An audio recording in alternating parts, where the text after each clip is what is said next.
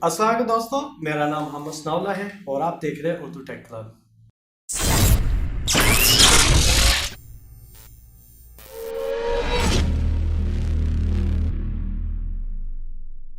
तो दोस्तों, वीडियो शुरू करने से पहले मैं आपसे एक रिक्वेस्ट करूंगा। वो रिक्वेस्ट ये है कि जैसे कि आपको मालूम है कि मैं एक नया यूट्यूबर हूं, मुझे अभी तकरीबन कोई 1 से 1.5 महीना हुआ यूट्यूब पे वीडियो बनाते हुए। अगर आपको मेरी वीडियो पसंद आती है तो आप इसे लाइक करें, मेरे चैनल को सब्सक्राइब करें, बेल के आइकन पर क्लिक करें ताकि मैं थोड़ा सा और मोटिवेट हो सकूं और बेहतर वीडियो बना सकूं और जल्दी और अच्छी वीडियो आपकी खिदमत में पेश कर सकूं।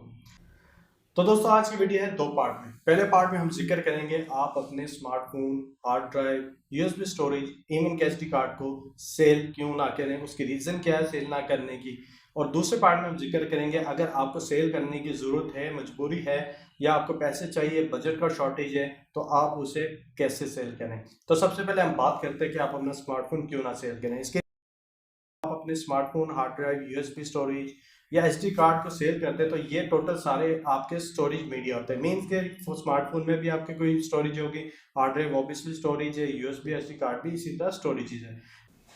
तो दोस्तों, सबसे पहले बात होगी कि क्यों हम अपनी hard drive, USB storage, smartphone और एसडी कार्ड सेल ना करें। उसकी रीज़न ये होती है कि जब आप अपना डेटा उसके अंदर सेव करते हैं, इवन कि उसके बाद फॉर्मेट कर देते हैं या डिलीट कर देते हैं, तो इन स्टोरेज मीडिया के जो सॉफ्टवेयर होते हैं वो जस्ट ये कॉल करते हैं कि वो उसके ऊपर एक वाइट लेयर, यूँ समझ लें कि ब्लैंक लेयर डाल देते हैं और वो विंडोज़ के या सॉफ्टवेयर को या वो जगह खाली होगी है। लेकिन टेक्निकली जो बैक पे सेक्टर होता है वो डिलीट नहीं होता, उसके ऊपर एक ब्लैंक लेयर डाल देता है। जब भी कोई नई रिक्वेस्ट आती है तो उस रिक्वेस्ट के दौरान वो डेटा पिछला डिलीट होता है और नया उसके ऊपर राइट होता है। तो अगर आप देखते हैं कि जैसे क्विक फॉर्मेट यूज करते हैं, 5 से 10 सेकंड में पूरे हार्ड ड्राइव फॉर्मेट कर देता है। टेक्निकली वो फॉर्मेट नहीं करता, वो ऑपरेटिंग सिस्टम को ये बता देता है कि ये हार्ड डिस्क जो है मैंने ब्लैंक कर दी है, तो इसके ऊपर एक ब्लैंक लेयर चढ़ा देता है जिससे वैसे महसूस होता है कि आपका डेटा फॉर्मेट हो गया है, लेकिन टेक्निकली आपका डेटा स्टिल एग्जिस्टेड है यूएसबी के बैक के ऊपर। अगर कोई भी चाहे कोई भी सॉफ्टवेयर रन करके इजीली उस डेटा को एक्सेस कर सकता है।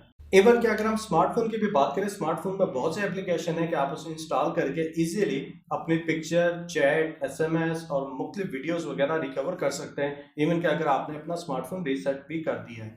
तो दूसरे पार्ट में मैं बात करूंगा अगर आपको सेल करना पड़े smartphone, hard drive, USB storage या एसडी कार्ड, तो उसके पीछे आप क्या स्टेप उठाएं कि वो स्टोर सिक्योर हो जाए। तो सबसे पहले आपने अपने स्टोरेज को जीरो फिल करना है। कंप्यूटर के अंदर बहुत से सॉफ्टवेयर आपको मिल जाएंगे जीरो फिल के, फ्री सॉफ्टवेयर। गूगल में सर्च करें, ट्रस्टेड सोर्स आप डाउनलोड करें। कुछ मैं लिंक डिस्क्रिप्शन में डाल दूंगा कि आप सॉफ्टवेयर डाउनलोड करके अपने एसडी कार्ड, अपने हार्ड ड्राइव, यूएसबी स्टोरेज को इजीली जीरो फिल कर देते हैं।